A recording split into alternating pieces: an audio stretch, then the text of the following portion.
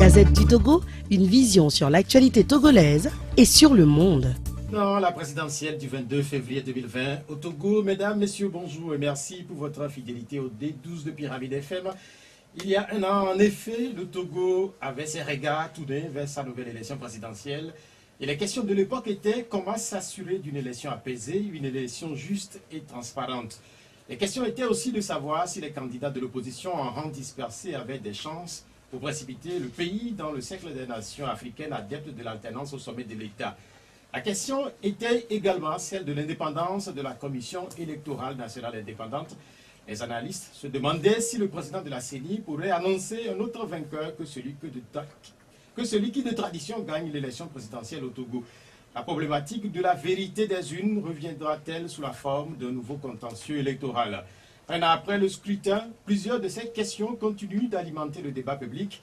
Si le pouvoir a depuis tourné les pages de cette élection qui avait mis aux prises Boulou Komi, Georges-William Cressan, Fogna Singbe, Jean-Pierre Fabre, Tchassona Traoré et Megoge Mensa Agbeomekodio, le dernier candidat cité continue de remettre en cause les résultats du scrutin. Cette semaine, la coordination internationale de la dynamique Monseigneur Podro a salué ce qu'elle considère comme des initiatives visant au rétablissement de la vérité des urnes entreprises par Sébastien Nadeau, député français, membre de la Commission des Affaires étrangères et président du groupe d'amitié France-Québec. Le 22 février 2020 était en réalité l'aboutissement d'un processus. Cette journée concluait en fait les soubresauts politiques portés depuis 2017 par le PNP puis par la C14. Ce pan de l'histoire mouvementée de la République a malheureusement ouvert les portes de prison à plusieurs Togolais. Combien sont-ils encore accroupis dans les prisons du pays? Sont-ils ainsi des prisonniers politiques au sens du commun des mortels? Puisque récemment, un officiel du gouvernement avait conclu qu'il n'y avait plus de prisonniers politiques au Togo, les acteurs en détention sont-ils si singuliers que ça? Le Togo, c'est aussi une nouvelle formation politique. L'Union panafricaine pour la démocratie et le changement, elle vient allonger la liste des partis engagés depuis 30 ans pour le changement au Togo. Va-t-elle réussir là où des dizaines de très belles dénominations ont échoué par le passé? L'échec, c'est justement ce que ne veulent pas entendre les autorités togolaises devant la Covid-19.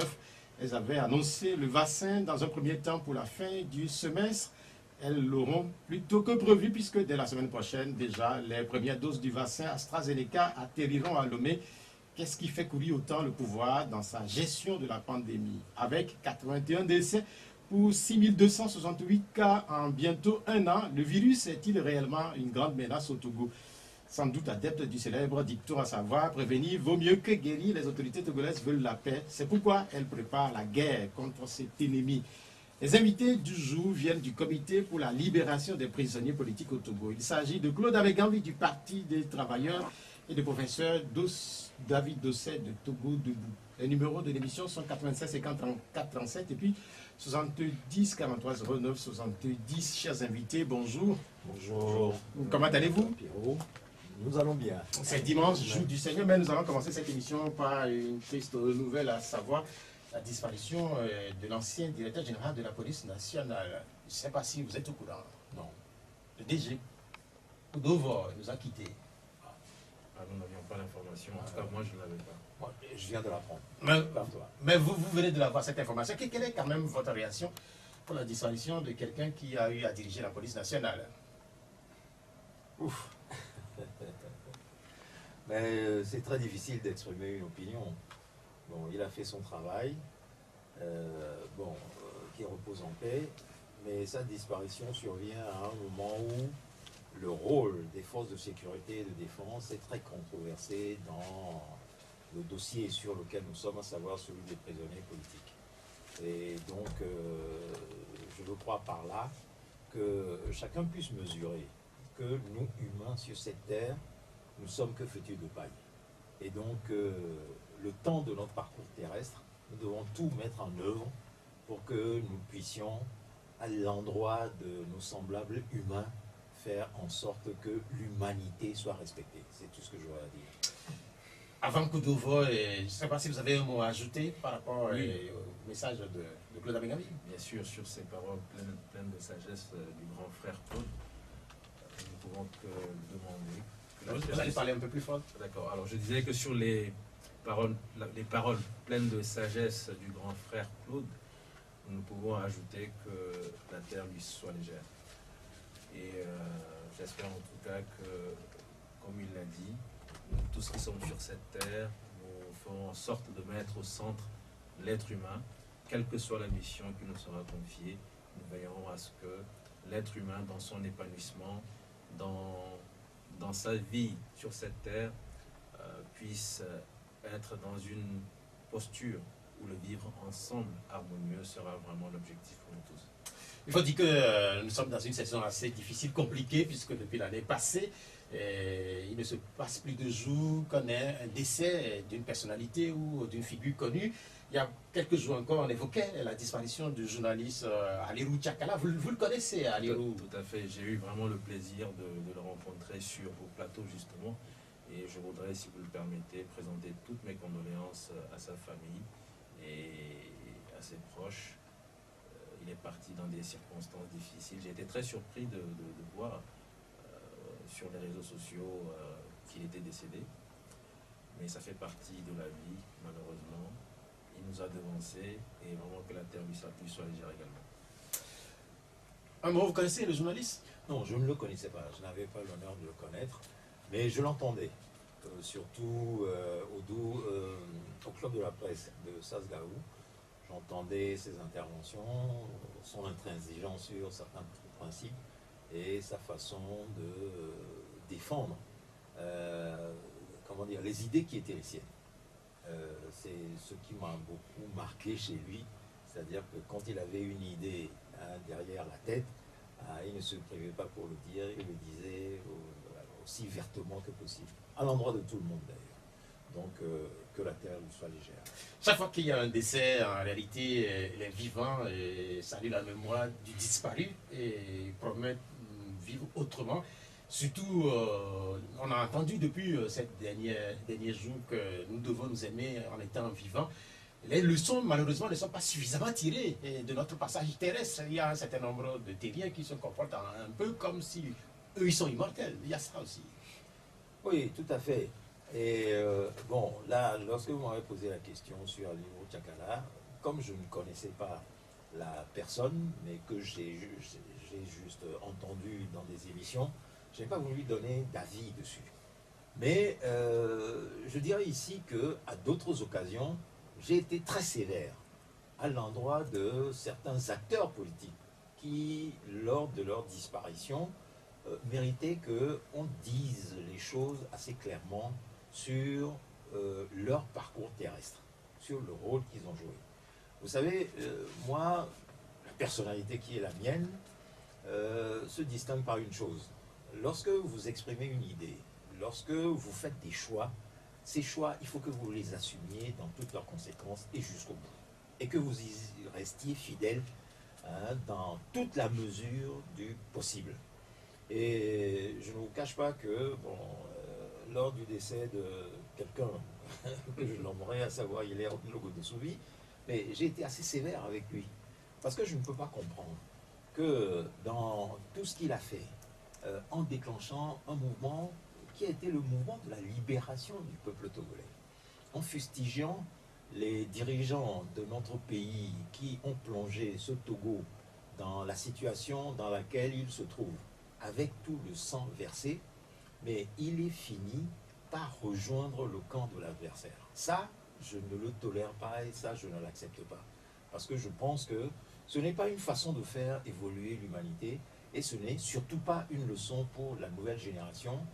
Les valeurs de morale, d'éthique, de principe et de rigueur que nous devons enseigner pour que nous, Africains, qui sommes en retard de tout, qui avons toutes les richesses, mais qui sommes aujourd'hui les derniers du monde parce que notre continent est soumis au pillage, à l'exploitation, à toutes sortes de choses, mais que nous puissions nous ressaisir et faire en sorte qu'avec les richesses qui sont les nôtres, nous puissions reconstruire le continent qui est le nôtre.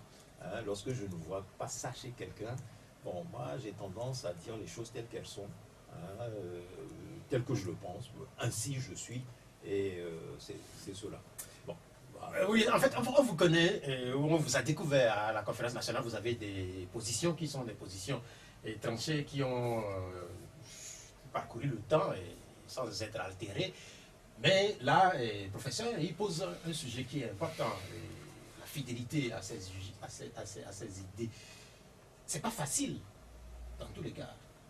En fait, je crois que dans la vie, il faut avoir des principes et faire en sorte que ces principes épousent un certain nombre de valeurs.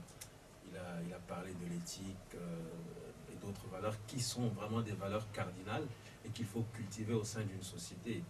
Mais aujourd'hui, lorsque l'on prend la société togolaise, on a le sentiment que l'échelle des valeurs est totalement renversée. Qu'est-ce qu'on met au-dessus? C'est la richesse, quelle que soit la façon de l'obtenir. Et cela a des répercussions sur tous les aspects de la vie. Lorsqu'on se met à dire que la jeunesse togolaise est en perdition, lorsque des images circulent montrant des choses totalement inacceptables et totalement incompréhensibles qui se déroulent dans les établissements scolaires, lorsque on nous dit que la corruption au Togo a atteint un tel degré que beaucoup de secteurs sont corrompus, tout simplement c'est lié au fait que les principes tendent à disparaître, les valeurs sont totalement chamboulées, et comme je l'ai dit, l'échelle des valeurs étant renversée, si on met uniquement la richesse au-dessus, il ne faut pas s'étonner. Et donc, si on veut vraiment agir pour remettre l'être humain au centre, comme je l'avais dit, ou agir dans le sens de l'humanité, il faut vraiment que l'on revienne à ces valeurs, à ces principes. Et dans la vie, quel que soit ce que cela peut vous coûter, faites en sorte qu'une fois que vous avez des convictions, vous en tenez à ces convictions, et quel que soit le coût et la difficulté. Nous allons parler des prisonniers politiques puisque c'est la nouveauté autour de votre personnalité. On sait que vous, professeur Dossé David, on vous connaît pour votre engagement depuis quelque temps au plan public et de même que le Kamigambi. Vous êtes ensemble depuis quelque temps et l'objectif du mouvement que vous avez mis en avant, c'est d'obtenir la libération des prisonniers politiques. Quelle est en réalité la genèse de cette initiative, professeur? Bon, je voulais tendre le micro à mon grand frère, puisque c'est lui, en fait, qui a eu l'idée de mettre sur pied un comité. Mais puisque vous me demandez de répondre, je vais commencer, et puis bien sûr, il pourra compléter. Et donc, permettez que je recule un peu avant les arrestations de Gérard Diossou et de Madame Adjamago. Déjà, la société civile avait commencé à tirer l'alarme sur la question de la justice. C'était le 15 juillet 2020 et un certain nombre d'organisations de la société civile s'étaient retrouvées pour animer une conférence de presse. Et au cours de cette conférence de presse, nous avions dénoncé une double situation. D'abord, la question de l'impunité et nous disions que cette impunité était fortement liée à cette instrumentalisation de la justice avec des exemples patents. Nous étions donc dans cette dynamique de sensibilisation sur la question de la justice lorsque sont intervenues les arrestations d'abord de M. Gérard Diossou dans des conditions totalement inacceptables. Lorsqu'il vous décrit comment est-ce qu'il a été intercepté en pleine rue, violenté, cagoulé, conduit dans des lieux manifestement secrets de détention, torturé, il faut le dire, parce que lorsqu'on vous met à côté d'un climatiseur et que vous subissez le froid, un froid ardent pendant des heures et des heures jusqu'au matin, vous êtes interrogé, cagoulé, avant qu'on ne vous ramène ensuite au SCRIC.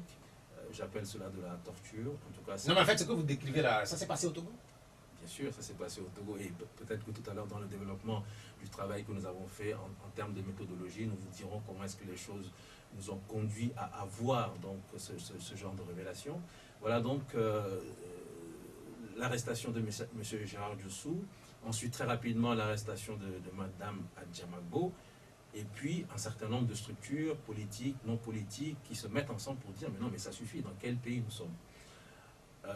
Le Front citoyen Togo Debout s'associe à toutes ces voix qui se sont élevées de partout pour dire il faut que ça cesse. Et c'est ainsi que, lors des premières rencontres, très vite, l'idée a germé de mettre sur pied ce comité pour la libération des détenus politiques. Et nous sommes, en tant qu'organisation de la société civile, pleinement membres de ce comité. Ce comité a mis en place un bureau qui a commencé à travailler et qui a produit donc le mémorandum que nous avons présenté à l'opinion, c'était mardi de cette semaine. Voilà, donc c'est comme ça que les choses se sont faites, mais en tout cas, je rappelle que le grand frère Claude est l'initiateur de ce comité et je pense qu'il pourra davantage vous en dire. Claude, Claude Amégré, vous avez sans doute des idées là, parce qu'il n'y a pas très longtemps, vous portiez une initiative pour obtenir des signatures qui devraient permettre ou aboutir à la démission de l'actuel chef de l'État. On vous retrouve là sur notre front. Oui, la vie est ainsi faite que lorsque vous êtes engagé sur une voie, eh bien, surviennent des événements qui peuvent infléchir cette voie et véritablement, c'est ce qui s'est passé. Comme tu l'as dit tout à l'heure, bon, Tom m'a reçu ici et nous avons discuté en long, en large et en travers et avec vos auditeurs, auditrices de cette campagne que nous menions pour la démission de Faure Gnassingbé sur la base d'une pétition. Eh bien, c'est dans le cours de cette campagne que nous avons été brutalement interrompus par cette arrestation de M. Gérard Jossué et de Mme Brigitte Adjamako-Johnson. Alors, qu'est-ce que nous avons fait? Comme nous l'avons toujours fait par le passé, nous nous sommes rassemblés avec toutes les organisations qui, profondément indignées par ces arrestations, les conditions dans lesquelles elles se sont déroulées et ce que nous avons pu apprendre de ce qui leur était arrivé au niveau du SCRIC et autres, ont décidé de se mettre ensemble pour dénoncer la chose.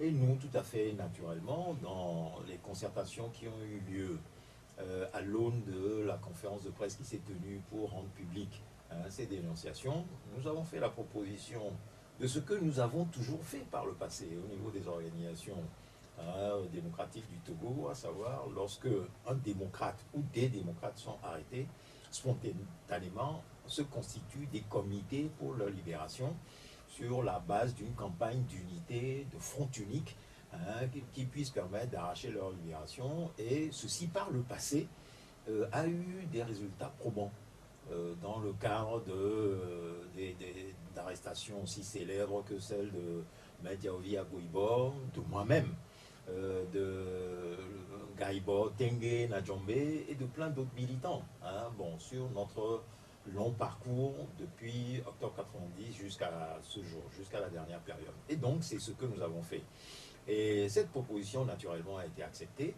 Et la réunion de l'ensemble de ces organisations qui s'est faite par la suite a formellement constitué ce comité pour la libération de tous les prisonniers politiques du Togo.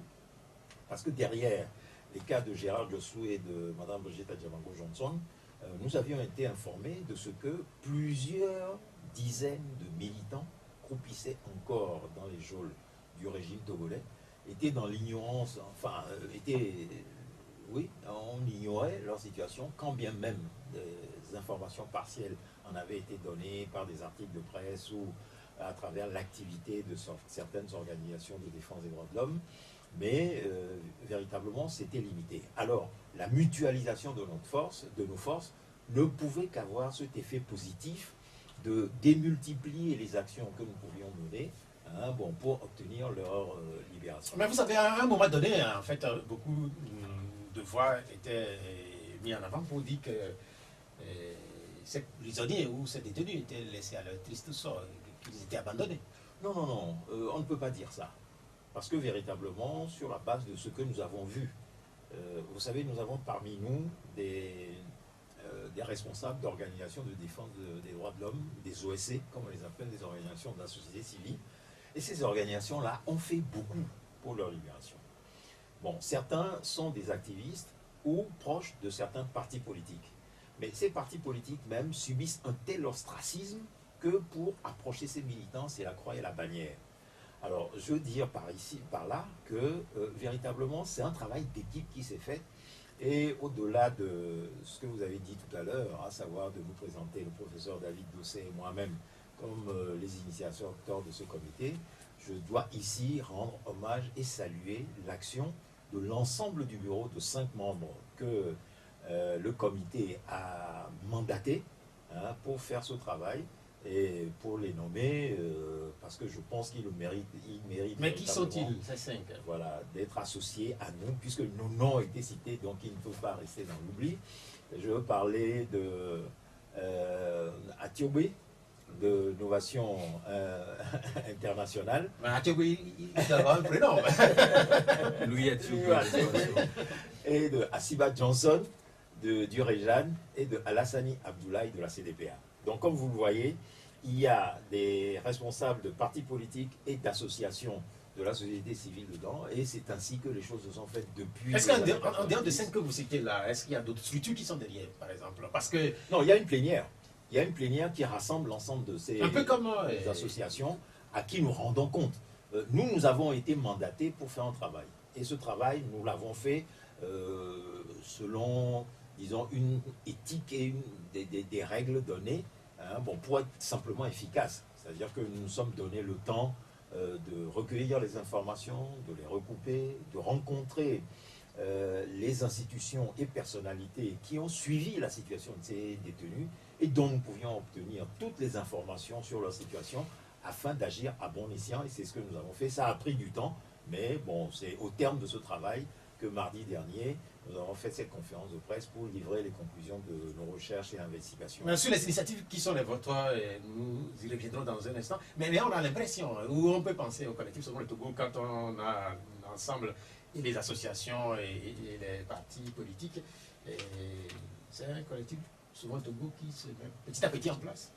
Je n'en dirai pas autant. Là, l'objectif, il est clair, il est bien défini. On s'est mis ensemble pour obtenir la libération des détenus politiques, parce que les détenus politiques, il y en a encore au Togo, et c'est bien dommage que l'on puisse être embastillé tout simplement parce qu'on a une opinion idéologique, une opinion politique différente.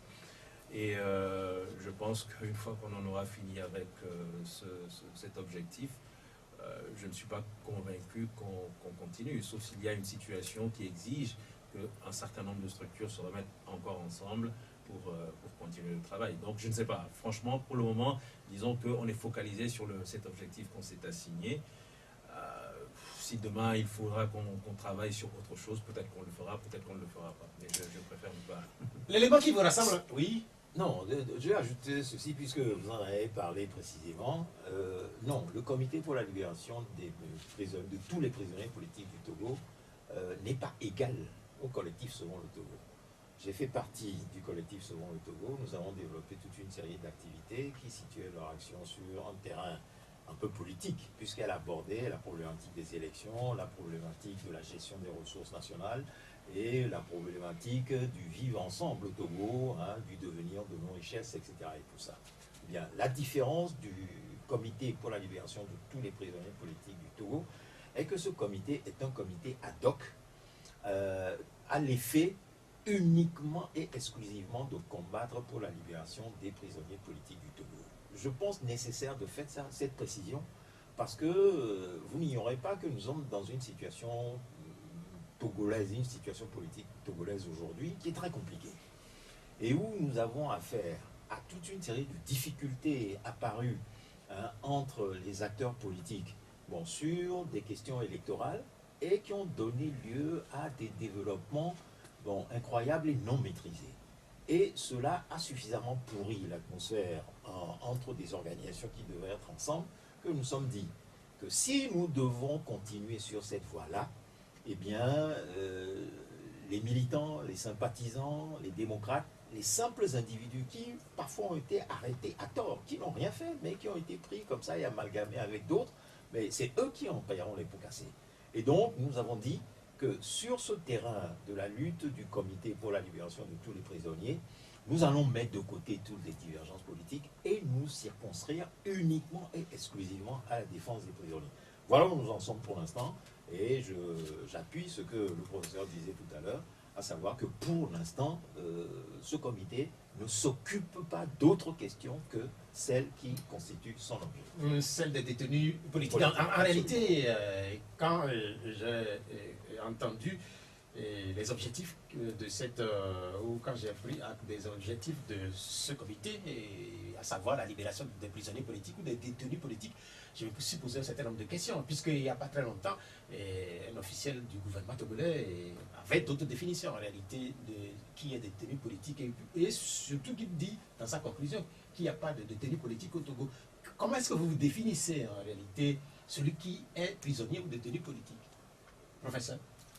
Pour moi, sans être académicien, la définition la plus simple, c'est celle que je viens de donner tantôt, c'est le fait de se retrouver embastillé, détenu, emprisonné, tout simplement du fait de ses opinions politiques, idéologiques. Ce sont donc des détenus d'opinion.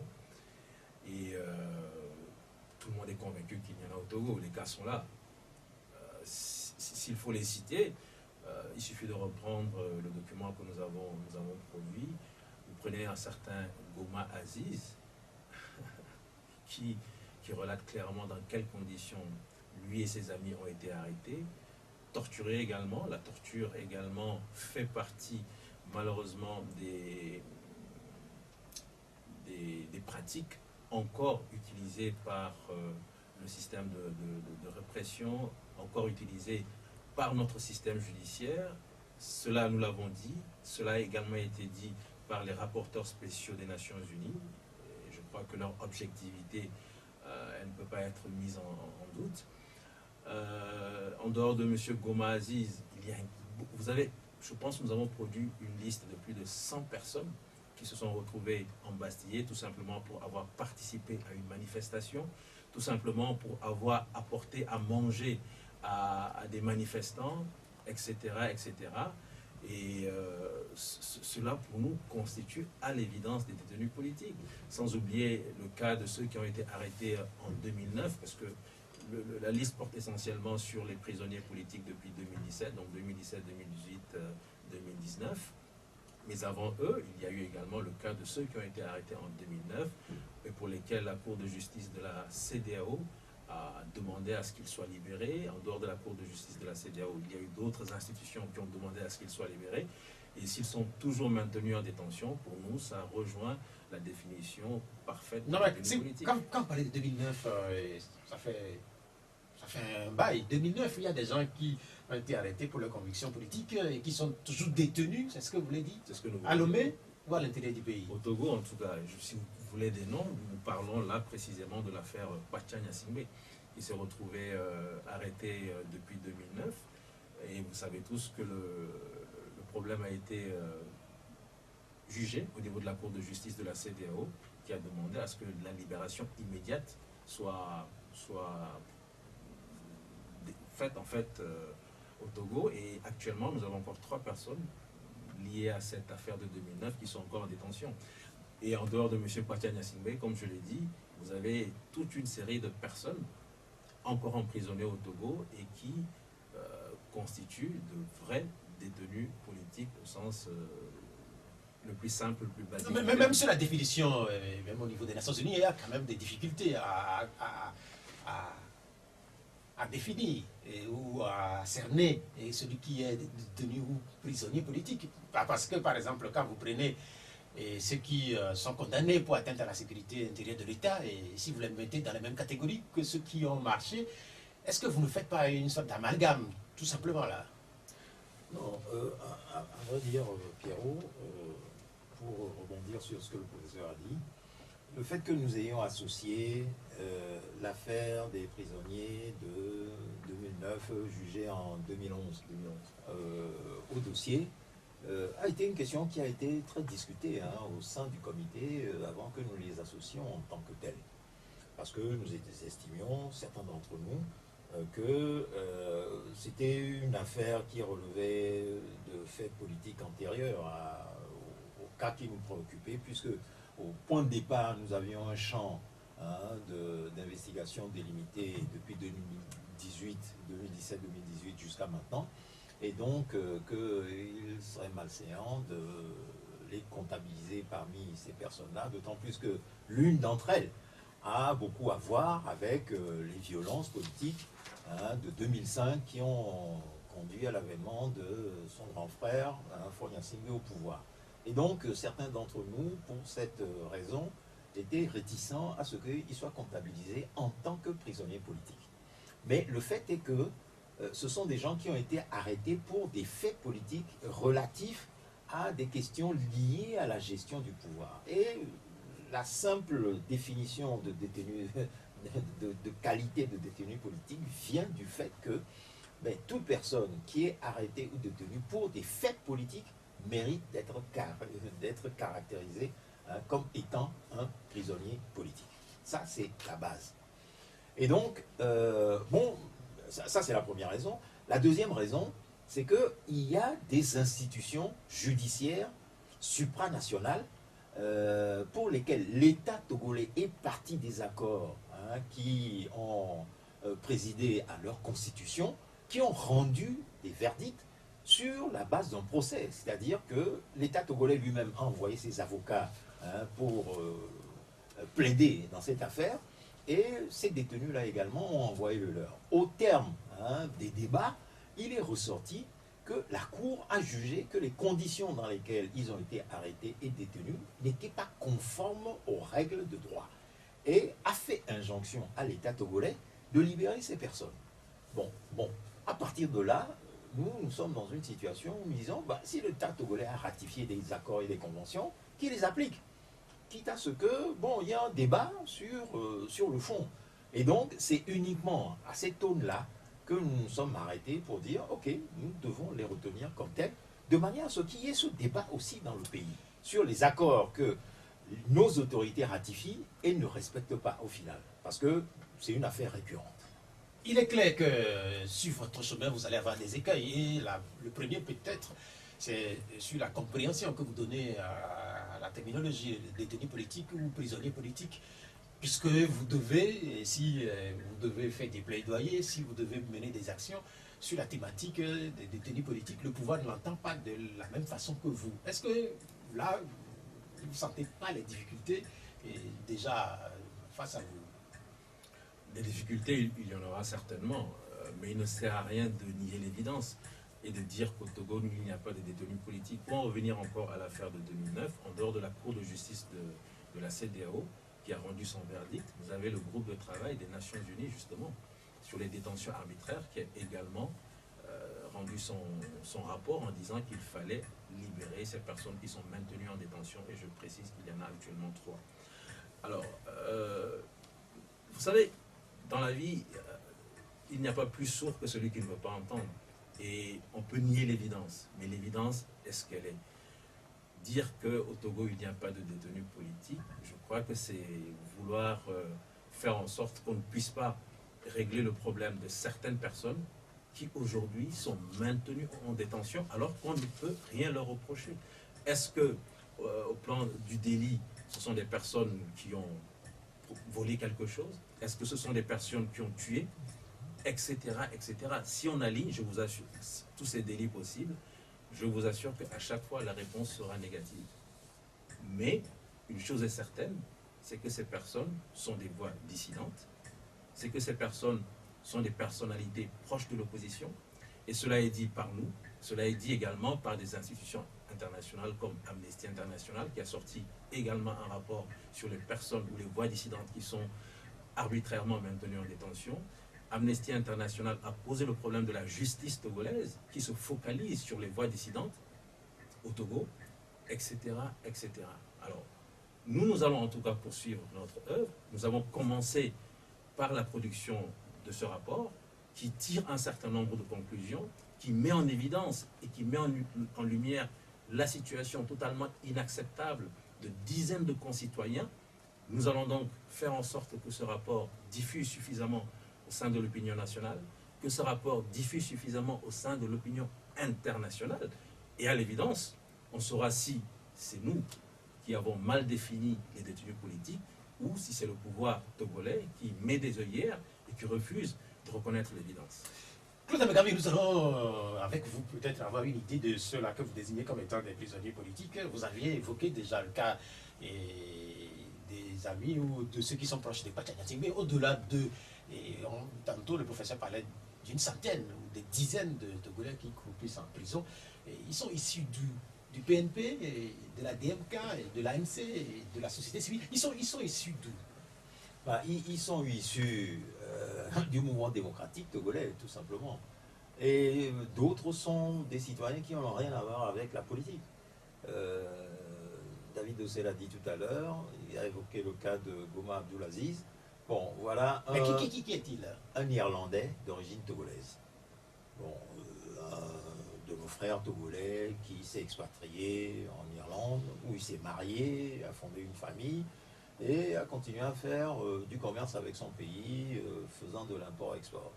Et qui était arrivé à Lomé en attendant l'arrivée du bateau qui emmenait un conteneur de marchandises qui allait arriver, et qui, au cours de son séjour d'attente, s'est fait approcher par un de ses frères qui lui a demandé d'aider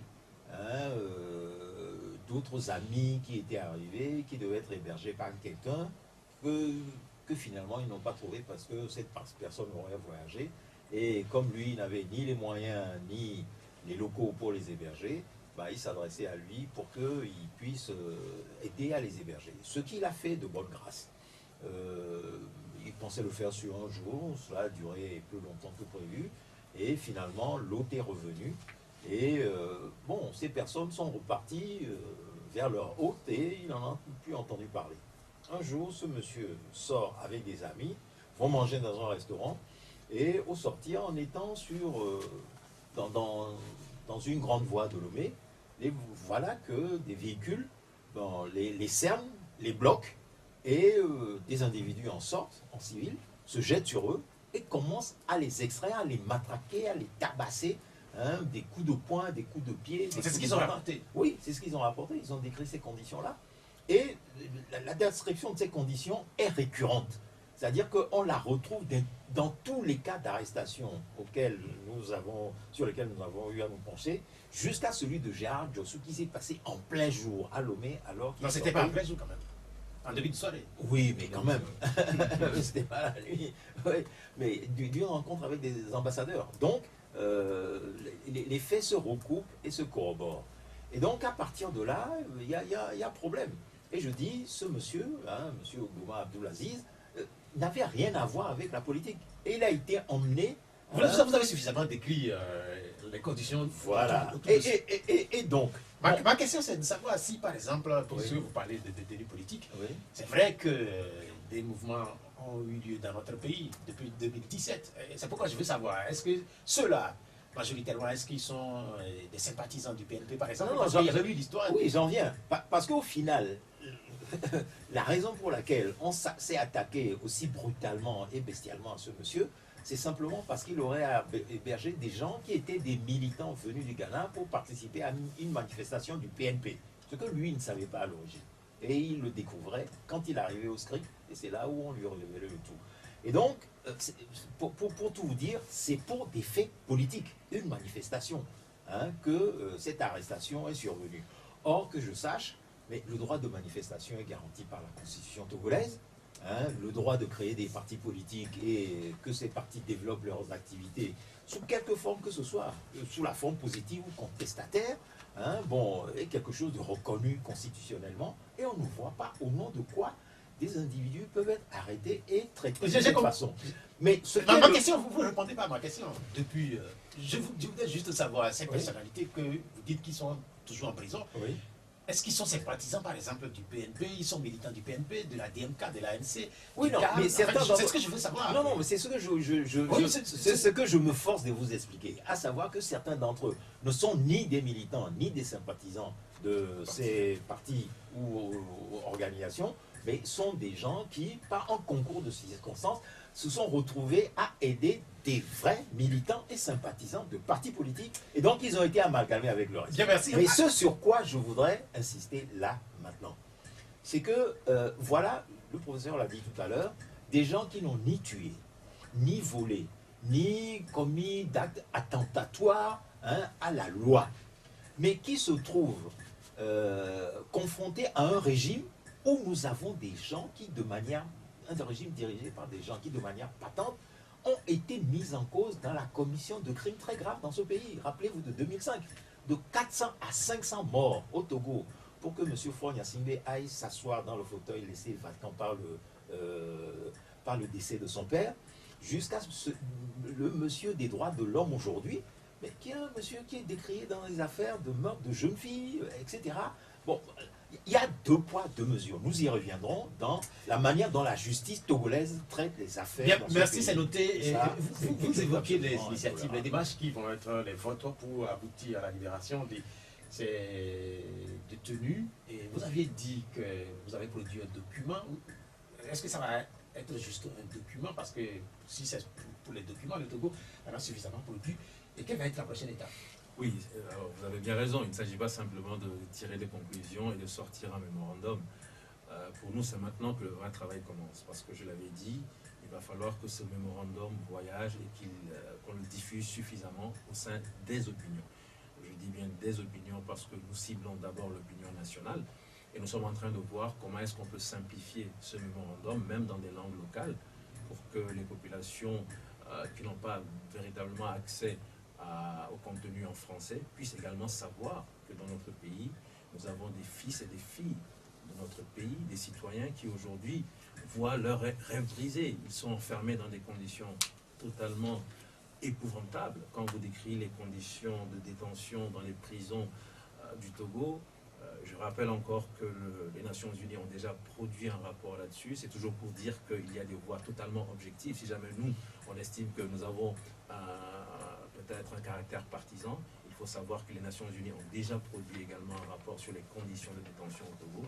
Et donc dire à la population togolaise, voilà la vraie situation. Des gens qui n'ont pas tué, qui n'ont pas commis de délit, qui sont peut-être des voix dissidentes, qui sont peut-être proches d'opposants, se retrouvent aujourd'hui embastillés depuis plusieurs mois. Première chose. Mais nous visons également l'opinion internationale. Et quand je dis l'opinion internationale, personnellement, je fais toujours la distinction entre tout ce qui est diplomatie, chancellerie et les citoyens. Je donne un exemple. Nous sommes en train de montrer dans ce document également le fait que la justice togolaise ne joue pas son rôle. Elle est instrumentalisée. Et nous savons que l'Union européenne a fortement financé le processus de modernisation de la justice togolaise avec l'argent du contribuable européen. Nous sommes en train de discuter avec la diaspora togolaise dans tous ces pays d'Europe pour que la diaspora togolaise, avec ce mémorandum, explique aux Européens, aux citoyens, donc l'opinion vraiment basique en Europe, que votre argent a été utilisé par l'institution Union européenne pour financer la modernisation de la justice togolaise. Voilà encore ce qui se passe dans ce pays, où on pratique encore des disparitions forcées, puisque encore l'année dernière, un citoyen togolais qui vivait dans une localité au nord avait disparu. Sa famille, au bout de quelques jours, ne comprenant pas, a demandé le soutien ou l'aide d'une organisation de la société civile. Une grande organisation internationale a été saisie, qui a saisi les Nations Unies, et le rapporteur des Nations Unies, qui se penche justement sur les disparitions forcées, a écrit au gouvernement togolais, qui était dans l'obligation de répondre, et quelques jours après, un des membres de la famille reçoit un appel anonyme annonçant que la personne disparue se retrouvait malade au cabanon du CHU Sylvanus Olympio. Donc une situation totalement incroyable, ubuesque, qui se déroule encore au XXIe siècle dans notre pays, où donc des arrestations se font encore en dehors des règles procédurales, et c'est totalement inacceptable. Nous avons parlé des gens qui étaient arrêtés avec beaucoup de violence, des gens qui disparaissent, que l'on retrouve malades en détention, mais c'est où est-ce qu'on va? Donc, première étape, veiller à ce que ce document voyage et apporte l'information vraie au niveau de toutes les strates de la société.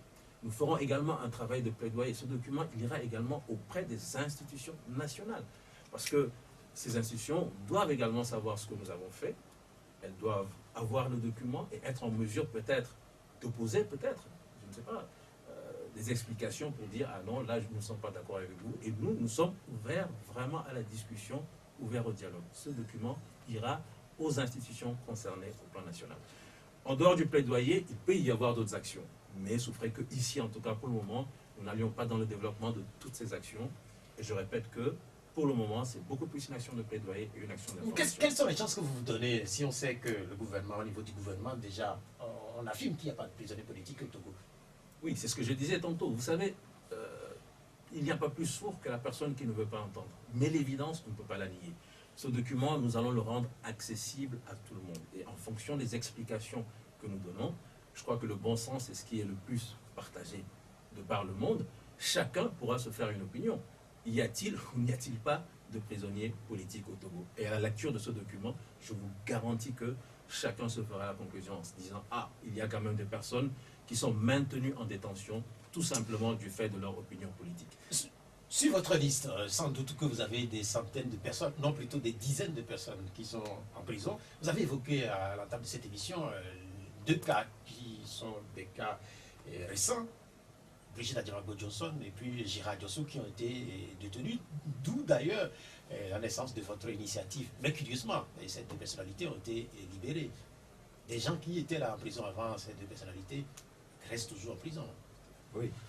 Et justement, c'est le propre du régime.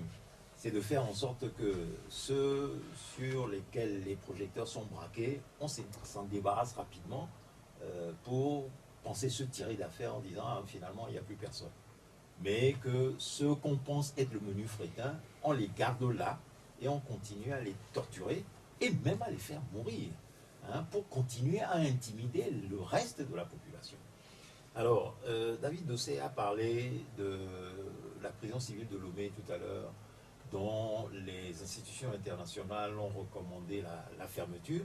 Mais il faut ajouter que ce n'est pas seulement la prison civile de Lomé ou dans les autres prisons du pays que de pareils militants politiques sont détenus. D'ailleurs, lorsqu'ils sont pris au départ, ils n'arrivent pas, ils ne débarquent pas à la prison au point de départ. La plupart d'entre eux ont été détenus et torturés au camp des gardiens de préfecture, camp GP d'Agoué Logopé. Ça, c'est le premier lieu de détention. Le deuxième lieu de détention est le SCRIC, le service central de recherche et d'investigation criminelle, où là également se pratique la torture. Et le troisième lieu de détention, c'est la gendarmerie nationale, qui, comme vous le savez, est à côté du siège de la PTCI. Et où, jusqu'aujourd'hui, des gens croupissent, enfermés dans des villas, dans le noir, où ils ne voient pas le soleil de toute une journée. Et le résultat de ceci, c'est quoi? C'est que toute une série de personnes sont décédées en détention. Alors, certains journalistes qui ont investigué sur ces disparitions en détention parlent de 8 prisonniers qui sont morts en détention. Pour l'instant, nous avons le chiffre certifié de 5 que nous donnons dans le rapport, mais nous continuons à faire... Oui, absolument. Et nous continuons à faire les recherches pour avoir le reste. Certains même parlent de 9 au total. Et donc, voilà ce qu'il en est. Et donc, j'insiste sur cet aspect extrêmement important que dans ces lieux de détention, les gens sont torturés. Non, mais sur la question de torture, c'est bien noté. C'est clair que récemment, aux Nations Unies, à Genève, le Togo avait été interpellé, les autorités togolaises ont donné un certain nombre de garanties pour que cela cesse. Pour que cela cesse, par exemple, sur la prison civile de Lomé. Oui, mais sauf que ce n'est pas la prison civile de Lomé qu'on va torturer les gens. Je suis d'accord. C'est dans d'autres centres. Et donc, à partir de là, mais vous comprenez qu'on est interpellé par ces morts en détention. Et la conclusion, c'est quoi? C'est que nous recommandons aujourd'hui qui est la constitution d'une commission internationale d'enquête. Parce que vous posez la question de savoir, mais oui, vous avez sorti ce rapport, est-ce que ça va pas être un rapport? Non, une commission internationale d'enquête, pour faire quoi? Mais pour faire la lumière sur tout ça. Parce que si par exemple, que 5 à 8 ou 9 personnes soient mortes en détention dans un État qui se dit un État de droit, mais ça pose problème. Bien, merci. Et qu'on ne puisse pas communiquer sur leur situation, que le gouvernement refuse de le reconnaître en disant non, il n'y a pas de prisonniers politiques au Togo, il n'y a pas de torture, il n'y a pas de mort en détention. C'est noté, on va permettre aux auditeurs de participer à l'émission. Comme on le fait d'habitude, je rappelle que nous avons 2 membres du comité pour la libération des détenus politiques. Il y a à ma droite ici le professeur David Dossé de Front Citoyen Togo Debout, et puis à ma gauche Claude Améganvi du Parti des Travailleurs. Je rappelle les 2 numéros pour intervenir dans cette émission, c'est 96 50 34 37 et puis 70 43 09 70. Est-ce que nous pouvons commencer par insérer les auditeurs? Allô, bonjour. Oui, on vous appelle comment? Yoshua. Allez-y pour votre question. D'abord, ma première question est de savoir si leur bébé n'est pas mort avant la naissance. Parce que moi, à mon avis, les opposants eux-mêmes ont confirmé qu'il n'y a pas de prisonniers politiques au Togo. La preuve, c'est quand on les avait invités pour une consultation, les seules personnes qu'ils ont invitées, qu'ils ont cherché à libérer, étaient les 12 ou les 3 personnes de MPDD. Ils n'ont même pas reformulé aucune réclamation concernant les détenus politiques, comme vous le dites aujourd'hui. Donc, cela montre que vraiment, selon le ministre, comme on l'a tous appris, qu'il n'y a pas de président politique. Et c'est très, très regrettable. Et maintenant, ce que moi, estime, c'est que les gens qui étaient devant ne sont plus les mêmes personnes qui réclament la libération aujourd'hui. C'est que j'ai dit, est-ce que leur bébé n'est pas mort avant la naissance? Bien, merci Joshua, merci pour votre intervention. Vous réagissez en même temps. Oui, bien sûr. Merci Joshua. C'est vrai en fait qu'il s'inquiète un peu sur l'atteinte de notre objectif, qui est la libération de ces personnes, puisqu'il estime que ces personnes ont été plus ou moins abandonnées par des responsables politiques. Mais moi, ce que je dis, c'est qu'aujourd'hui, la question ne concerne pas simplement les responsables politiques. J'étais, il y a quelques jours, avec un homme religieux, et il a fait une intervention qui m'a fortement touché.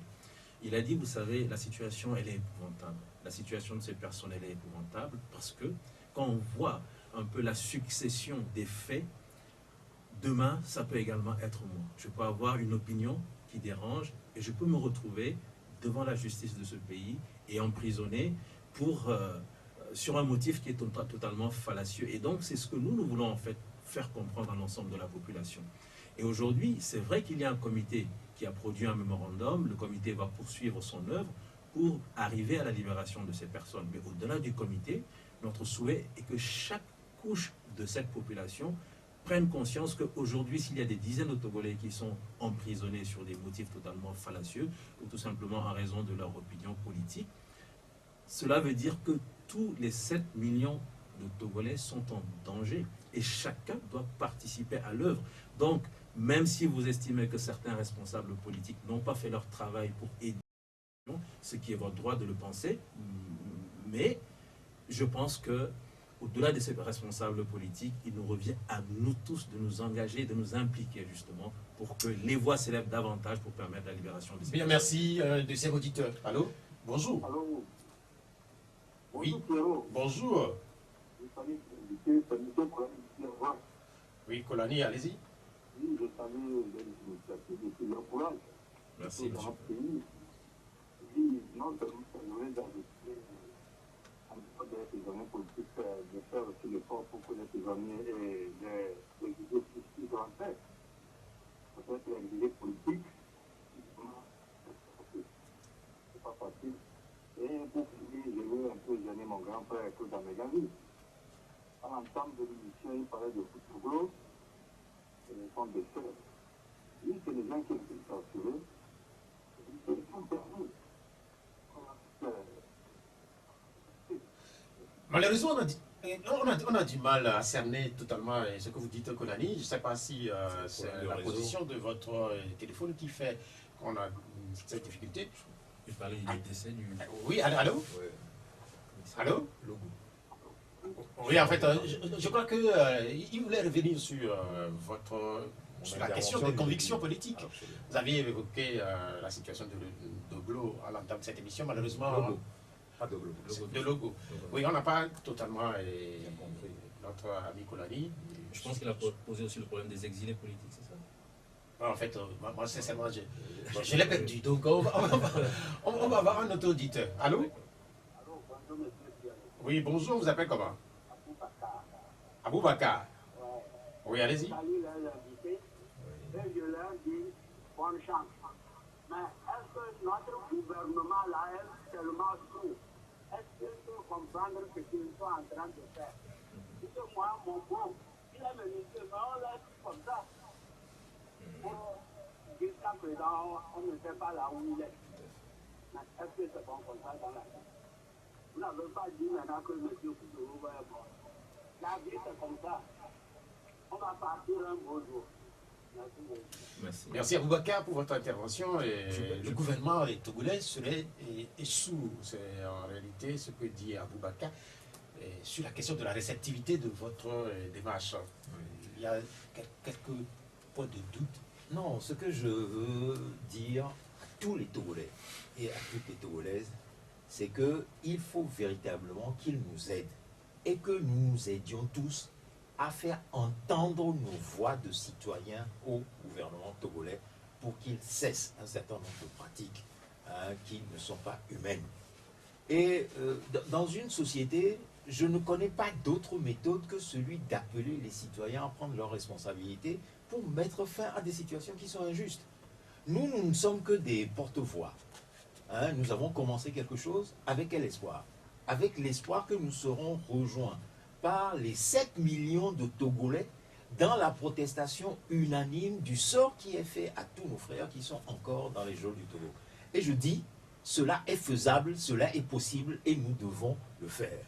Ça, c'est la première chose.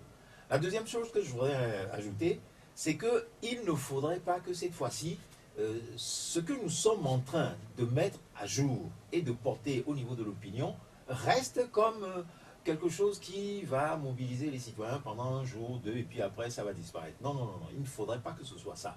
Parce que derrière ça, il y a des enjeux de société.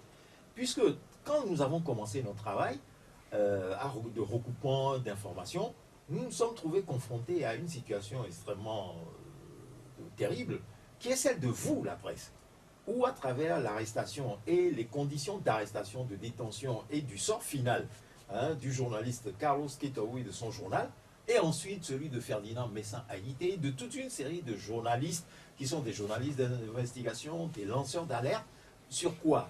Sur ce qui est notre bien à tous, qui nous appartient à tous collectivement comme Togolais, mais on veut faire taire des voix dissidentes, on l'a dit tout à l'heure, des voix critiques, des voix qui voudraient apporter leur contribution pour que le Togo soit géré comme un État au profit de tous les citoyens, alors que des informations fusent de partout sur la forte corruption de ce régime, non seulement depuis les autorités gouvernementales, mais jusqu'à la justice elle-même. Et donc, sur ça, est-ce que nous devons nous taire? Je dis que non. Est-ce que les Togolais, sur la position des Togolais, beaucoup se posent la question, les Togolais sont fatigués, ils ont tout donné. Et oui, mais on ne peut pas être là et dire qu'on est fatigué, donc on va nous laisser se déployer, est-ce que vous constatez, comme moi, de tous nos droits, est-ce que de toutes nos conquêtes? Ce n'est pas possible. Est-ce que au moins vous constatez qu'il y a depuis une certaine indifférence vis-à-vis des initiatives qui sont prises, notamment par exemple celle-là que vous portez actuellement? Non, moi je l'explique par la chose suivante, et je suis absolument formel là-dessus, c'est que les citoyens togolais ont été déçus par la manière dont le lutte a été gérée depuis 30 ans. Lorsque je suis venu dans le débat précédent, nous avons abordé tous ces aspects-là de la question. Il y avait plusieurs occasions où l'avènement du changement démocratique aurait pu survenir par, je dirais, des mésententes entre les acteurs politiques. Manque de sincérité pour certains, etc. Eh bien, nous n'avons pas pu nous accorder sur le fait de dire à ce régime, il est temps qu'on tourne la page. Au compte de quoi? Eh bien, nous y sommes depuis 54 ans, 58, si on veut considérer les choses depuis 1963. Eh bien, il est temps, véritablement temps, et nous, qui sommes devant... Est-ce que vous sentez que les Togolais, ils sont encore prêts à vous accompagner? Ah non, non, ils sont prêts. Ils sont prêts. Parce que si vous voyez tout ce qui s'est passé depuis octobre 90 jusqu'à ce jour, il y a eu des périodes comme celle-là. Mais si nous prenons par exemple votre initiative, celle qui voulait qu'il y ait des signatures, vous en avez eu combien au final? Non, et ça je le dirai le moment venu, mais c'est pas l'heure de il y a une question qui a été laissée pour mais la ça société viendra. civile, c'est la question de Eric Bodjona. Et il parle de la société civile au Togo. Est-ce qu'elle existe? En réalité, c'est le sens de sa question. Si elle existe, pourquoi ne fait-elle pas peur au régime? Alors, une chose est certaine, c'est que la société civile, elle existe bel et bien au Togo. Elle a subi une mutation, puisque la société civile, dans sa position militante, je pense que c'est quelque chose qu'on n'avait pas beaucoup connu de par le passé. Mais maintenant, aux côtés des organisations de la société civile classique, nous avons une vraie société civile militante qui essaie de porter la voix du peuple par rapport à de vraies préoccupations politiques, comme cela se fait dans d'autres pays comme le Sénégal, le Burkina Faso, etc., etc. Alors, la question de savoir si la société civile fait peur ou elle ne fait pas peur, moi je ne sais pas. Mais ce que je sais, c'est qu'à 2 reprises, en tout cas, il y a eu des tentatives de vote de loi afin de mieux cadrer, pour ne pas dire de mieux museler cette société civile. Et donc, si on le fait, c'est que quelque part, on se pose des questions sur cette capacité qu'à la société civile de constituer un véritable contre-pouvoir. Et je finis peut-être par là, notre objectif n'est pas de dire qu'on fait peur, mais notre objectif c'est d'être un vrai contre-pouvoir et de faire des propositions en vue de faire évoluer merci. notre société. Merci. Allô? Alors, c'est Colin qui revient. Oui, Kolani, maintenant on vous reçoit mieux. Je saluais les invités et je disais leur courage. Merci, et l'initiative. merci monsieur Kolani. Et je posais la question aussi des exilés politiques. C'est pas facile aussi d'être exilé. Depuis qu'il est prisonnier, on peut les regarder, on sait qu'on les a jugés dans quel temps. Mais être exilé, on ne sait pas combien de temps tu seras là-bas. Et ils n'ont qu'à le mettre aussi dans leurs agendas. Et à dehors de ça, je parlais aussi de mon grand frère Claude Amégani au début, quand il parlait de l'autre là qui est décédé. Et je disais, vraiment, ce monsieur a été torturé aujourd'hui. Si on a cette chance de nous exprimer, je pensais que ça fait partie de son œuvre. La politique, c'est quelque chose qui est dynamique. Même s'il a changé du bord qu'on sort, c'est un peu sévère pour lui. Il faut une tolérance. De toutes les façons, lui a fait quelque chose. Nous allons continuer comme il est en train de le faire. Nous n'allons pas. Je ne le vis pas. Hein. Je ne dis pas que ce qu'il a dit c'est mauvais, tellement j'ai voulu une tolérance. Le monsieur, il a fait ce qu'il peut faire. Nous allons continuer le combat pour définitivement libérer le Togo. C'est si important. Merci beaucoup. Est-ce que vous allez inclure dans les démarches la question des exilés? J'avoue que la question n'a pas été discutée jusqu'ici.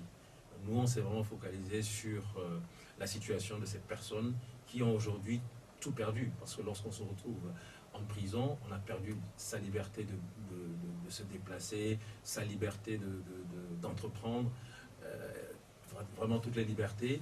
Et pour nous, l'urgence, c'est de faire en sorte que ces personnes soient libérées. Les exilés, c'est vrai, ils sont hors du pays, mais ils ont quand même la possibilité au moins de se déplacer, au moins d'entreprendre, et c'est déjà peut-être légèrement différent. Mais rien n'empêche effectivement que par la suite, on puisse poser le problème de beaucoup de personnes et voir comment est-ce que ce pays peut enfin tourner une page pour que on puisse tous verser nos énergies dans le développement et dans l'épanouissement. Une question maintenant de Claude Depay. Claude a laissé sa question sur les réseaux sociaux.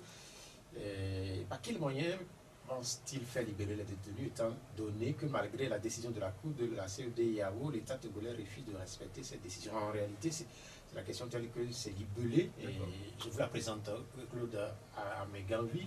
C'est un autre Claude qui nous écoute depuis, qui a envoyé ça. C'est une bonne question. C'est extraordinaire parce que j'avais noté ça et je voulais intervenir là-dessus, profiter de mon tour de parole pour revenir là-dessus.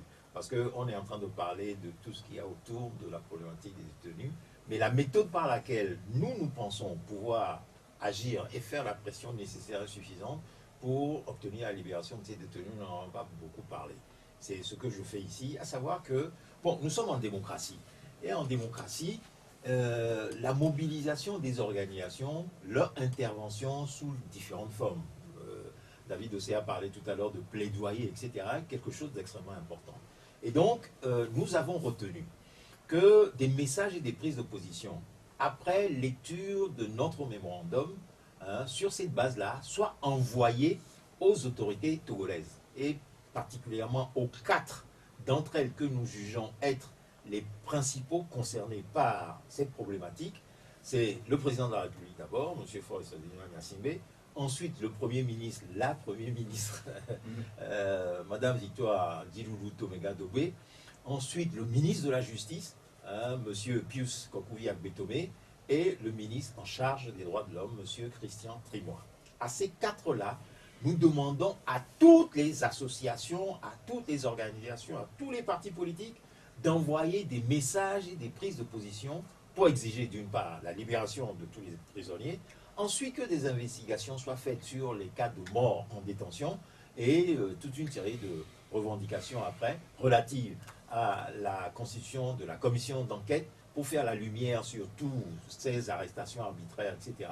Et que ceux qui ont été injustement arrêtés, torturés et tout soient indemnisés. Parce que certains d'entre eux sont malades, ils vont sortir de là avec des séquelles de graves conséquences pour leur vie ultérieurement. Ce sont des gens qui vont nécessairement se retrouver handicapés. Certains d'ailleurs sont malades. Il y en a 4 actuellement au Cabanon. Donc il faut que ces gens-là puissent se soigner. Donc comme c'est l'État qui est en faute et a permis à ces agents de les arrêter, de leur torturer. Il faut que l'État pourvoie à leurs besoins pour qu'ils puissent retrouver leur santé. Bien, merci. On va tourner le téléphone. Et ce pourquoi j'insiste sur ce point, Non, mais en fait, c'est que quand vous êtes sur Internet, hein, et que ce n'est pas seulement vos éditeurs et auditrices du Togo qui nous écoutent, nous lançons ce message aussi à tous nos frères qui sont dans les différents pays de diaspora pour qu'ils sensibilisent et mobilisent les organisations de leurs pays de diaspora respectifs pour faire connaître la situation du Togo et demander à ces organisations-là d'intervenir auprès des Bien, autorités togolaises, merci, c'est parce que noté. des régimes de dictature... C'est noté, c'est noté pour vous, Claude avec envie. Nous allons le téléphone. Allô? Bonjour. Oui, bonjour. Oui, votre nom? Oui, c'est Philippe. Pelé, comment vous allez? Oh, très bien. Ok, Pelé, allez-y. Oui, je salue le plateau. Bon, je pense que les conditions que les invités ont créées là, je pense que le jeu qui souvent leur a répondu déjà, hein, qu'il n'y a pas de pays politique, donc il ne faut pas rentrer dans mon cabinet.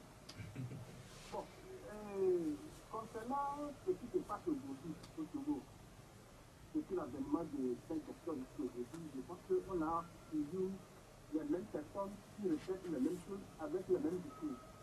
Si je prends M. Koutamegadi avec son point Togo, M. David avec Togo Debout, tout ça là, et au fil, on ne sait pas là où se trouvent ces institutions, ces comités, autres là, et puis on retombe sur autre chose, et on répète les mêmes discours. Est-ce que c'est le manque de stratégie qui n'arrive et que vous n'avez pas atteint l'objectif, c'est la population qui ne sort pas? Deuxième préoccupation que je vais dire est que M. Claude Amegandi, lui, il n'aime pas le dialogue.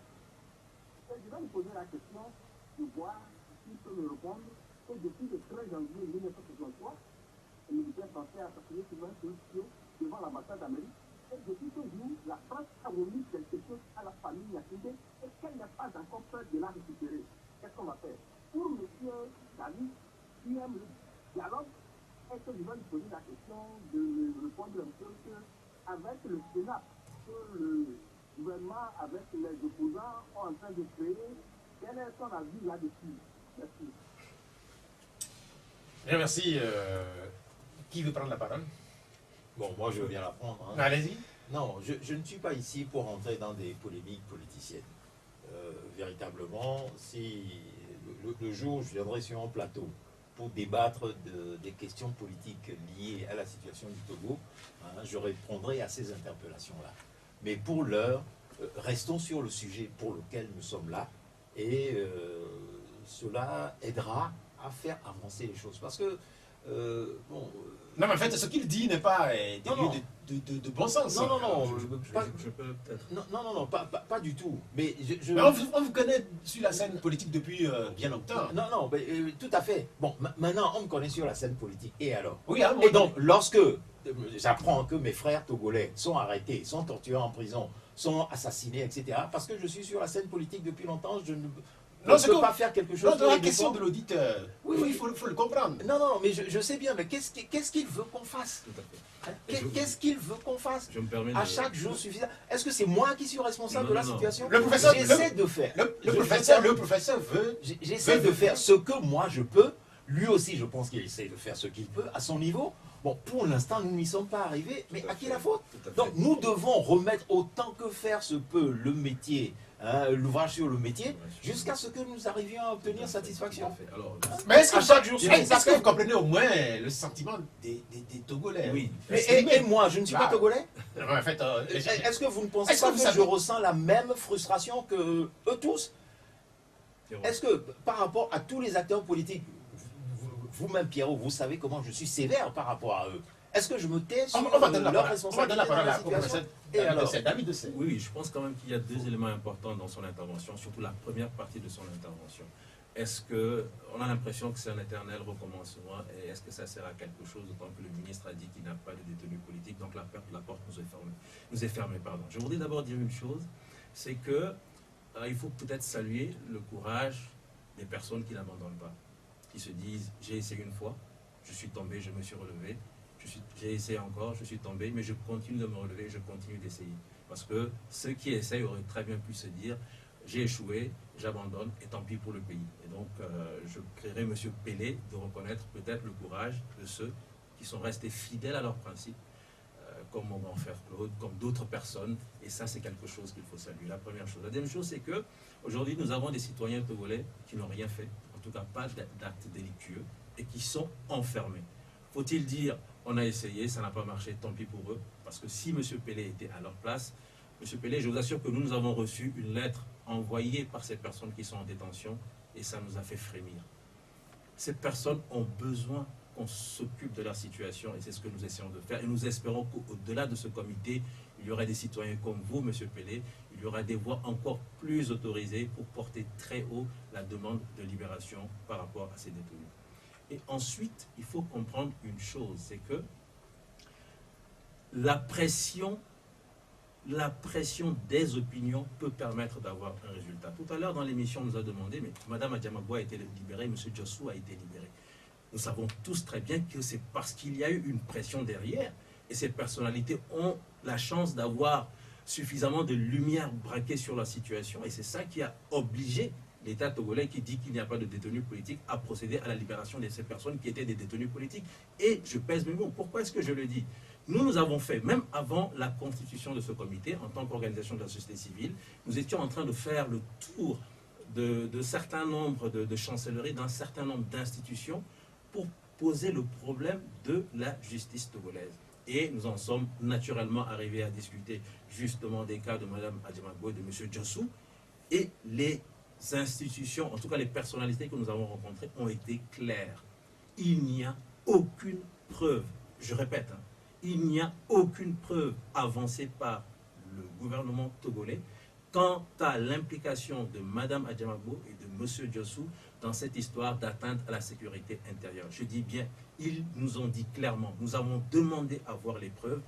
Le gouvernement était dans l'incapacité de nous présenter les preuves. Donc ça veut dire que dans ce pays, on peut vous arrêter, vous mettre en prison, inventer n'importe quelle accusation fallacieuse, mais si vous n'avez pas la chance qu'il y ait suffisamment de pression pour qu'on vous libère, si vous n'avez pas la chance d'être une personnalité, vous allez croupir en prison. La deuxième partie de la question, la deuxième partie de la question, bon, je ne sais pas si j'aime les dialogues, mais une chose est certaine, c'est que moi je suis convaincu que quels que soient les cas, il faut quand même pouvoir discuter pour essayer de trouver un terrain d'entente.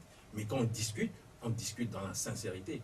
Quand on décide de s'accorder sur un aspect de la question, on fait en sorte de respecter sa parole donnée. Donc, par rapport à ce comité qui a été mis en place, sincèrement, si ce comité peut permettre d'avancer et de sortir des décisions qui vont permettre au Togo de sortir de cette situation totalement délétère, moi j'applaudirai les deux mains. Claude Abegam, lui, il a été désigné comme quelqu'un qui n'aime pas le dialogue. Et vous savez, si vous devez évoquer la situation des détenus politiques, ça doit être en partie aussi avec le ministre Christian Timon des droits de l'homme au Togo. Il y a une question qui est laissée par Mohamed Mahdi, qui nous regarde du côté de la Tanzanie. Il dit qu'est-ce que le Togo peut espérer? Est-ce que le Togo peut espérer une amélioration de la situation des droits de l'homme avec le ministre Christian Timon à ce poste?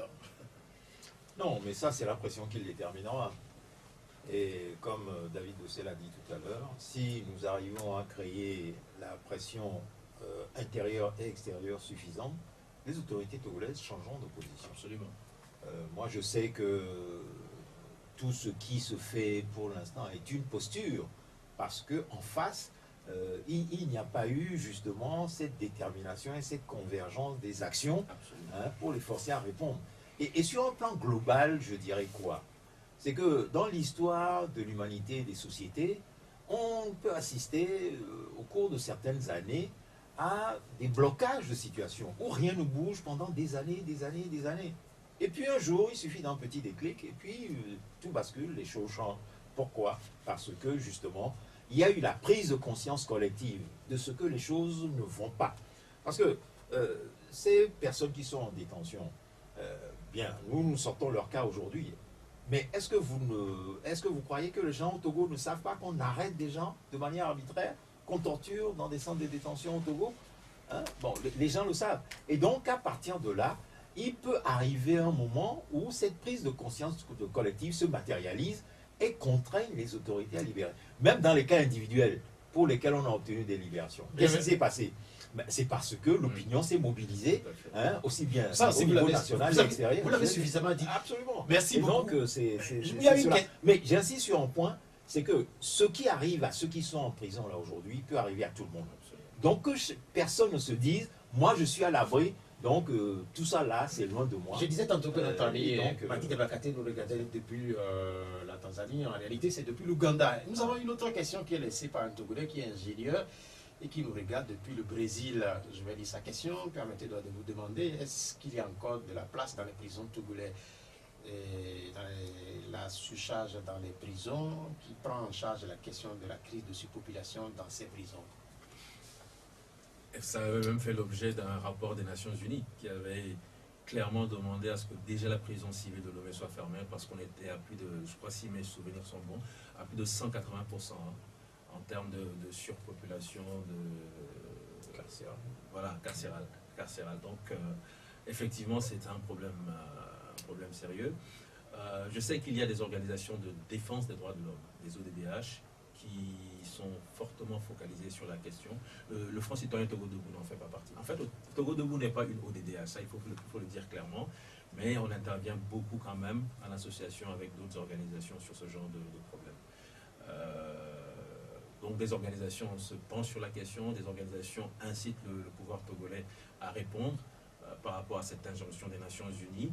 Et nous avions quand même prévu aussi retourner vers le système des Nations Unies pour savoir quelle était la suite donnée à toutes ces injonctions des Nations Unies par rapport à la restriction de manifester, puisque les Nations Unies avaient adressé un courrier express au Togo. Par rapport à cette surpopulation carcérale, les Nations Unies avaient demandé au Togo de fermer la prison civile de Lomé. Nous avons bien savoir s'il y a eu des discussions et quelles sont les suites apportées à ces discussions. Vous savez très bien que les autorités togolaises étaient favorables à la démolition de la prison civile de Lomé. Mais on attend toujours. C'est clair que le processus sans doute prendra du temps, puisqu'il faut beaucoup d'argent pour avoir une prison moderne, surtout. Sans commentaire. Pierrot, tu as parlé de démolition ou... Non, mais en fait, s'il faut fermer la prison, il faudrait la démolir. C'est clair que le bâtiment non. ne répond plus aux normes. Non, mais moi je pense que démolir la prison civile de Lomé sera une erreur. Pourquoi? Parce que ce bâtiment... En tout cas, nous j'explique. n'ouvrons pas la parenthèse. Non, c'est un ancien fort esclavagiste. Ok, Et il faut donc, fermer la prison. Il faut fermer la prison et en faire un musée. Un musée. Ok, ça c'est une belle proposition. Ah, ça, je ne savais pas. Sans doute Ah, que, si, sans c'est un doute que les ancien comptoir autorités... esclavagiste. Et les gens partaient de là-bas pour aller directement à la mer, se faire embarquer sur les bateaux négriers vers les Amériques. On en apprend tous les Antilles. jours. Oui, Voilà. c'est clair. Et il y a des études qui ont été faites par la mairie de Lomé là-dessus. Il y a la question de Robert Hénaudier. C'est vrai que vous avez longuement répondu à la question, mais puisqu'il insiste, il est du côté d'Ali de Gomé, et il dit pourquoi est-ce que le pouvoir de Lomé nie l'existence des prisonniers politiques? Est-ce que vous le savez? Je ne sais pas, mais aucun pouvoir n'aime dire que j'ai maintenu en détention des gens tout simplement parce qu'ils ont des opinions politiques divergentes. Personne n'aime le dire. Et donc, nous savons tous que le Togo, malheureusement, n'est pas un exemple de démocratie, pour ne pas dire autre chose. Et donc, pour se donner bonne image, on dit, écoutez, au Togo, il n'y a pas de prisonniers politiques. Mais nous voulons démontrer le contraire, et nous sommes convaincus d'y être parvenus. Le mémorandum, il démontre clairement par A plus B qu'au Togo, il y a des gens qui sont maintenus en détention, tout simplement, du fait de leur opinion idéologique. Demain, ça va faire 1 an que les Togolais s'étaient rendus aux urnes. Vous vous rappelez? Oui, bien sûr. 1 an déjà, et que le temps passe très, très vite. Et il y a un certain nombre de questions que j'ai rappelées dans l'introduction qui avaient été posées au moment de cette élection. Certaines de ces questions restent d'actualité et certains Togolais continuent à se demander si la vérité des urnes avait été servie au sortir de cette élection. Qu'est-ce que vous voulez dire au moment où nous nous apprêtons à observer le premier anniversaire ou l'an 1 de cette élection qui a eu lieu au Togo? Claude Amengavi. Beaucoup de problèmes. Bon, d'abord, moi je vous dirais franchement, cette élection, je n'y ai pas participé. Pour quelle raison? Parce que je pensais que les conditions n'étaient pas réunies pour qu'elle soit transparente, indépendante et démocratique. Et ce qui s'est passé après nous a malheureusement donné raison. Bon, pour autant, certains ont jugé nécessaire de jouer le jeu. Bon, je ne leur reproche pas, c'est leur choix. Parce que nous sommes en démocratie, hein. Nos opinions divergentes, nous n'obligeons pas les uns et les autres à s'y arranger nécessairement. Et vous verrez que ce n'est pas parce que nous avons cette position-là que nous ne pouvons pas nous retrouver ensemble avec des militants comme ceux de la DMK, hein, qui ont participé à cette élection dans un comité pour obtenir la libération, hein, de prisonniers anciens et de leurs prisonniers, hein, qui étaient Mme Zamango Johnson et M. Gérard Jossou. Donc je dirais tout simplement que ce n'est qu'un épisode de plus dans la longue histoire des mascarades électorales au Togo. Et je crois que simplement le temps est venu pour qu'on estime qu'il est temps de tourner ces pages-là. Alors, moi, ma conviction, vu le régime que nous avons en face, c'est que le changement démocratique au Togo ne viendra pas par la voie des urnes. Nous l'avons proclamé, nous le répétons. Bon, maintenant, que ceci serve d'exemple de plus pour que tous ensemble, aussi bien ceux qui ont participé aux différentes consultations électorales qu'il y a eu par le passé, que ceux qui n'y ont pas participé, nous puissions nous mettre ensemble et nous dire que la prochaine fois, lorsque le peuple togolais se lèvera et estimera le temps venu de tourner la page, qu'il n'y ait pas derrière de mésententes qui finalement amènent à ce que le régime en place reste encore pour 5, 3 ou je ne sais trop combien d'années encore. Ça suffit comme ça, on les a assez vus. Il faut qu'on trouve les voies et moyens de leur dire que leur temps est venu, qu'ils aillent se mettre ailleurs et que d'autres fassent leur expérience. Quand vous parlez de mésententes, sans doute que vous faites allusion à toutes les difficultés que l'opposition du Togo a connues pour avoir soit un candidat ou plusieurs candidats par la suite. Vous-même, professeur Dossé David, à un moment donné, on a entendu dire que vous allez être candidat. Je ne sais pas si c'était la fiction? Je ne sais pas si c'est une question, mais heureusement, je ne faisais pas partie des personnes alignées pour participer à cette élection. Mais vraiment, c'est une question importante et je pense que le grand frère Claude a bien fait de rappeler que malheureusement au Togo, on a le sentiment que toutes les élections organisées par le pouvoir constituent finalement une mascarade et constituent un moyen entre guillemets légal de se maintenir au pouvoir. Et c'est triste. Il va falloir qu'on tourne la page à un moment donné, parce que sinon, si on ne croit plus aux élections dans une société, je pense que c'est extrêmement grave pour les enfants de ce pays. Aujourd'hui, nous sommes sortis de cette élection présidentielle. Et le Front citoyen Togo Debout a fait un travail qui a démontré que malheureusement, il y a eu beaucoup de failles, beaucoup d'insuffisances. Nous avons par exemple dans notre document, dans notre rapport, démontré qu'il y avait des procès-verbaux qui portaient déjà les signatures des représentants des partis politiques, alors qu'on n'avait même pas encore inscrit les résultats de chaque candidat. Ce qui est extrêmement grave, c'est-à-dire qu'on vous donne un papier blanc-seing et on vous permet de mettre finalement après tout ce que vous voulez comme chiffre.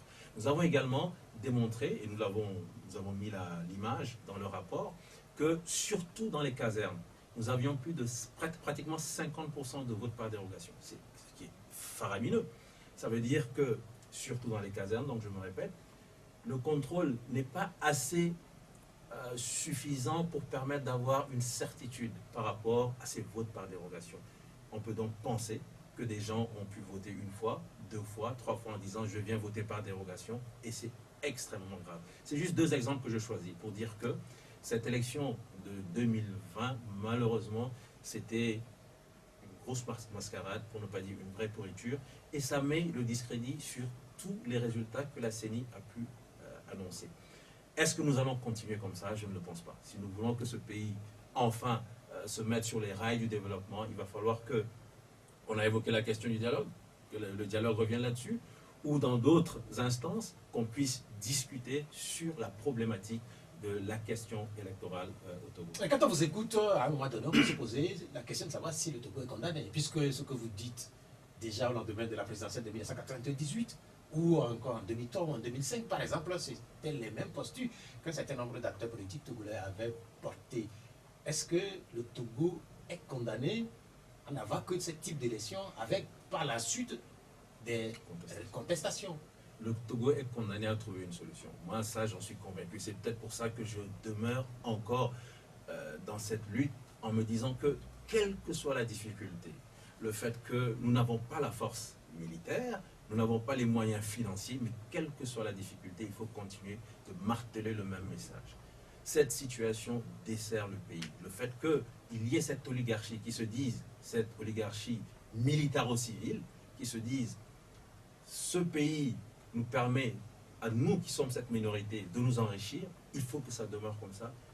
Quel que soit le cas, un jour, ça finira par changer. Il vaut mieux que ça change. Maintenant, avec le bon vouloir de ceux qui sont à la tête de ce pays, plutôt que le changement n'intervienne sous une autre forme. Parce que si le changement intervient sous une autre forme, il risque d'y avoir des grincements dedans. Claude Abekavi, vous réclamez la parole. Je sais que vous ne participez pas aux élections. Non, c'est pas la question. Moi, je voudrais dire une chose pour rebondir sur l'intervention de David. Très simplement, analysons objectivement la situation du Togo. Ce régime en place sait très bien que s'il organise des élections avec un minimum de transparence, il perd le pouvoir. Il sera sanctionné, c'est clair. Et donc, à la racine, voilà la raison pour laquelle il ne veut pas organiser des élections libres, transparentes et démocratiques répondant aux critères internationaux. Mais plus avant, je dirais qu'on parle d'oligarchie militaro-civile au Togo, etc. et tout ça. Oui, mais très bien, mais sauf que ce n'est pas seulement le Togo qui est en cause, parce que derrière eux, il y a toute une machine africaine, internationale, et y compris au niveau des puissances européennes, et même y compris l'ancienne tutrice colonisatrice du pays, n'est pas sans rapport avec la manière dont les choses se passent sur le terrain.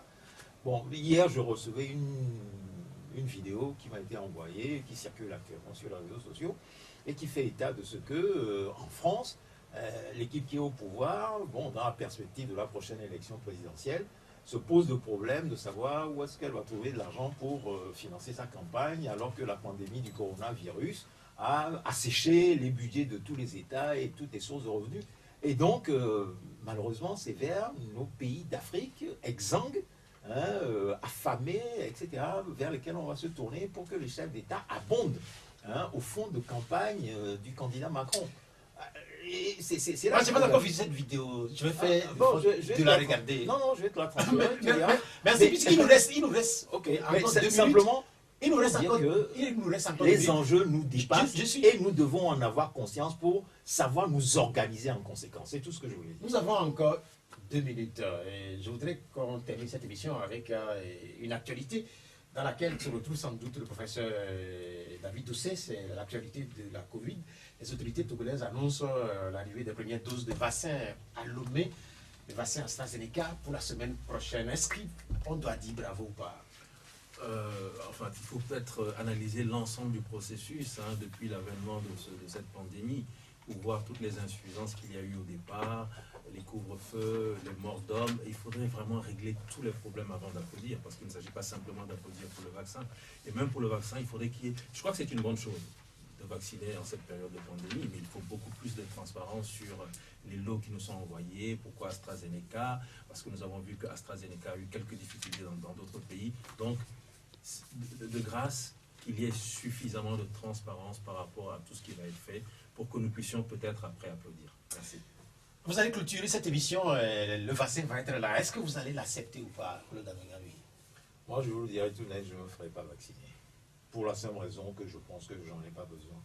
Et dans beaucoup de pays d'Afrique, les mesures prophylactiques qui ont été recommandées me semblent être suffisantes pour faire face à cette pandémie. Maintenant, le problème qui se pose, c'est celui de la gestion transparente de tout ce qu'il y a derrière ce vaccin. Il y a des problèmes de fond. Nous avons affaire à un médecin sur le plateau et il sait comment les choses se passent. Comment on finance des scanners et qu'on se retrouve avec des scanners dans des hôpitaux qui ne fonctionnent jamais, au compte de quoi on est obligé d'envoyer les patients vers des cliniques privées pour faire leurs clichés, etc. etc. l'histoire des moustiquaires antipriés. On ne va pas refaire l'histoire en Et réalité. dans la mesure où Ma nous question, avons la c'est chance ma question, d'avoir c'est sur le vaccin. le docteur, le professeur. Ma question, David c'est sur le Dosset vaccin qui va parmi arriver. nous. Et j'ai compris que vous ne serez pas parmi ceux qui seront les premiers à avoir les toutes premières doses. L'émission, elle s'achève malheureusement. Le temps est passé très vite. Claude avec envie, merci d'être venu. Professeur David Dosset, merci d'être venu. Vous nous avez suffisamment parlé de vos initiatives pour la libération des prisonniers politiques au Togo. Cette émission va être diffusée tout à l'heure à partir de 19h. Merci à Jean-Jacques Snobiatipo pour la mise en onde technique. Moi, je suis Pierre Ouatio. Le prochain rendez-vous des 12, c'est dimanche prochain. Au revoir. La Gazette du Togo, une vision sur l'actualité togolaise et sur le monde. Rejoignez-nous sur le www.lagazettedutogo.com ou sur nos comptes Facebook, Twitter et YouTube. Pour tout contact, écrivez à contact@lagazettedutogo.com ou appelez le 92 80 88 53. La Gazette du Togo, c'est l'information en continu.